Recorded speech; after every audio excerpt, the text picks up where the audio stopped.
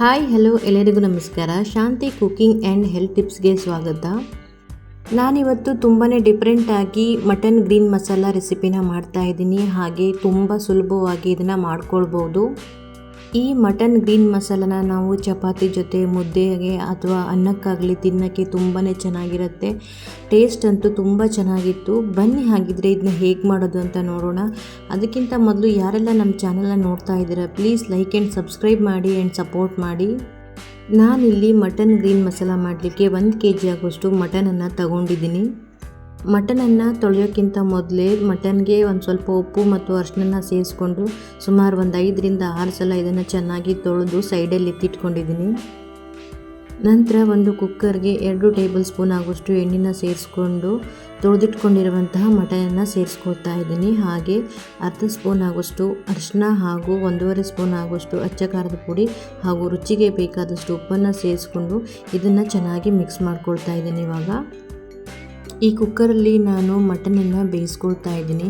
ಅದಕ್ಕೆ ಹಾಕ್ಕೊಂಡಿರೋ ಉಪ್ಪು, ಖಾರ ಮತ್ತು ಅರಿಶಿನ ಎಲ್ಲ ಚೆನ್ನಾಗಿ ಹೊಂದಿಕೊಳ್ಳೋ ಹಾಗೆ ಇದನ್ನು ಮಿಕ್ಸ್ ಮಾಡಿಕೊಳ್ಬೇಕು.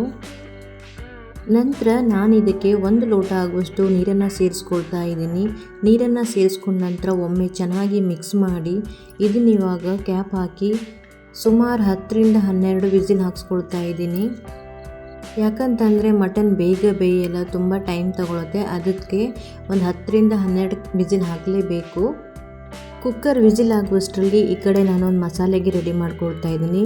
ಮಸಾಲೆಗೆ ನಾನಿಲ್ಲಿ ಅರ್ಧ ಕಡಿ ಆಗುವಷ್ಟು ತೆಂಗಿನ ತುರಿ, ಒಂದು 2 ಸ್ಪೂನ್ ಆಗುವಷ್ಟು ಪುಟಾಣಿ, 15 ರಿಂದ 20 ಒಣಮೆಣಸಿನಕಾಳು, 8 ಹಸಿಮೆಣಸಿನಕಾಯಿ, 2 ಗಡ್ಡೆ ಈರುಳ್ಳಿ ಹಾಗೂ ಕೊತ್ತಂಬರಿ ಸೊಪ್ಪು ಮತ್ತು ಪುದೀನ ಸೊಪ್ಪು ತಗೊಂಡಿದ್ದೀನಿ. ಈ ಗರಂ ಮಸಾಲೆ ಸಾಮಾನು ನಕ್ಷತ್ರ ಮೊಗ್ಗು, ಚಕ್ಕೆ, ಸೋಂಪುಕಾಳು, ಜೀರಿಗೆ ಹಾಗೂ ಲವಂಗನ ತಗೊಂಡಿದ್ದೀನಿ. ನಂತರ ಒಂದು ಮಿಕ್ಸಿ ಜಾರಿಗೆ ತಗೊಂಡಿರುವಂತಹ ಎಲ್ಲ ಮಸಾಲೆ ಪದಾರ್ಥಗಳನ್ನು ಸೇರಿಸ್ಕೊಂಡು ಮಸಾಲೆನ ತುಂಬ ನುಣ್ಣಗೆ ರುಬ್ಕೊಳ್ತಾ ಇದ್ದೀನಿ. ನಾನಿಲ್ಲಿ ಖಾರ ಸ್ವಲ್ಪ ಜಾಸ್ತಿ ಬೇಕು ಅಂತ ಹೇಳಿ ಹಸಿಮೆಣಸಿನ್ಕಾಯಿಯನ್ನು ಜಾಸ್ತಿ ಸೇರಿಸ್ಕೊಂಡಿದ್ದೀನಿ. ನಿಮಗೆ ಖಾರಕ್ಕೆ ಅನುಗುಣವಾಗಿ ನೀವು ಹಸಿಮೆಣಸಿನ್ಕಾಯಿಯನ್ನು ಸೇರಿಸ್ಕೊಳ್ಳಿ.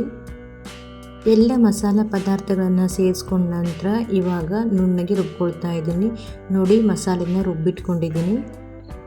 ಈ ಕಡೆ ಕುಕ್ಕರ್ನಲ್ಲಿ ಬೇಯಕ್ಕಿಟ್ಟಂತಹ ಮಟನ್ ಎಲ್ಲ ಬೆಂದಿದೆ. ಇವಾಗ ನೋಡಿ, ತುಪ್ಪ ಎಲ್ಲ ಎಷ್ಟು ಚೆನ್ನಾಗಿ ಬಿಟ್ಕೊಂಡಿದೆ. ಇದು ನಾನು ಆಗಲೇ ಹೇಳಿದಾಗೆ ಮಟನ್ ಬೇಯೋಕ್ಕೆ ತುಂಬ ಟೈಮ್ ತಗೊಳುತ್ತೆ. ಮಟನ್ ಬೆಂದಿದೆಯೋ ಇಲ್ಲ ಅಂಥೇಳಿ ಒಂದು ಸಲ ಚೆಕ್ ಮಾಡ್ಕೊಳ್ಳಿ.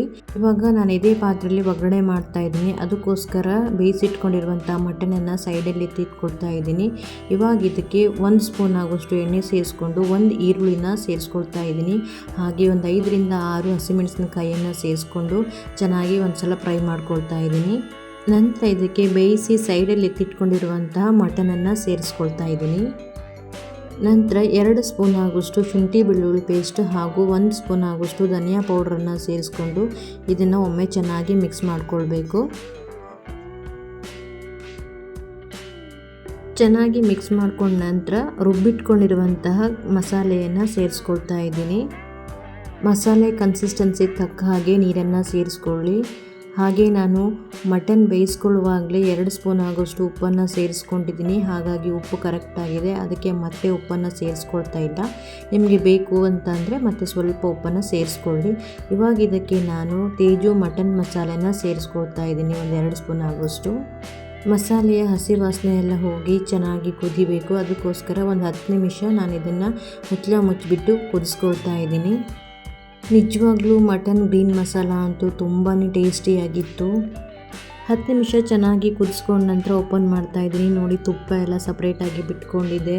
ಮಟನ್ ಗ್ರೀನ್ ಮಸಾಲ ರೆಡಿಯಾಗಿದೆ. ಇವಾಗ ಇದನ್ನೊಂದ್ಸಲ ಚೆನ್ನಾಗಿ ಮಿಕ್ಸ್ ಮಾಡ್ಕೊಂಡ ನಂತರ ಕೊನೆಯಲ್ಲಿ ಇದಕ್ಕೆ ನಾನು ಕಟ್ ಮಾಡಿಟ್ಕೊಂಡಿರುವಂಥ ಕೊತ್ತಂಬರಿ ಸೊಪ್ಪನ್ನು ಸೇರಿಸ್ಕೊಳ್ತಾ ಇದ್ದೀನಿ. ಮಟನ್ ಗ್ರೀನ್ ಮಸಾಲ ಅಂತೂ ತುಂಬಾ ಟೇಸ್ಟಿಯಾಗಿತ್ತು. ಹಾಗೆ ಮಟನ್ ಕೂಡ ತುಂಬ ಸಾಫ್ಟಾಗಿ ಬೆಂದಿತ್ತು. ನೋಡಿದ್ರಲ್ವಾ ಮಟನ್ ಗ್ರೀನ್ ಮಸಾಲ ರೆಸಿಪಿನ ಹೇಗೆ ಮಾಡೋದು ಅಂತ ಹೇಳಿ. ನಾನು ಮಾಡಿರೋ ಈ ರೆಸಿಪಿ ವಿಡಿಯೋ ನಿಮಗೆ ಇಷ್ಟ ಆದರೆ ಈ ವಿಡಿಯೋನ ನಿಮ್ಮ ಫ್ಯಾಮಿಲಿ ಆ್ಯಂಡ್ ಫ್ರೆಂಡ್ಸ್ಗೂ ಶೇರ್ ಮಾಡಿ. ಹಾಗೆ ಈ ರೆಸಿಪಿನ ನೀವು ಕೂಡ ಟ್ರೈ ಮಾಡಿ ಹೇಗೆ ಬಂತು ಅಂತ ಕಮೆಂಟಲ್ಲಿ ತಿಳಿಸಿ. ಹಾಗೆ ಯಾರೆಲ್ಲ ಈ ವಿಡಿಯೋ ನೋಡ್ತಾ ಇದ್ದೀರಾ like, comment, subscribe and support ಮಾಡಿ. ಪಕ್ಕದಲ್ಲಿರುವ ಬೆಲ್ ಐಕಾನ್ ಬಟನನ್ನು ಒತ್ತಿ. ಬಾಯ್, ಹ್ಯಾಪಿ ಕುಕಿಂಗ್.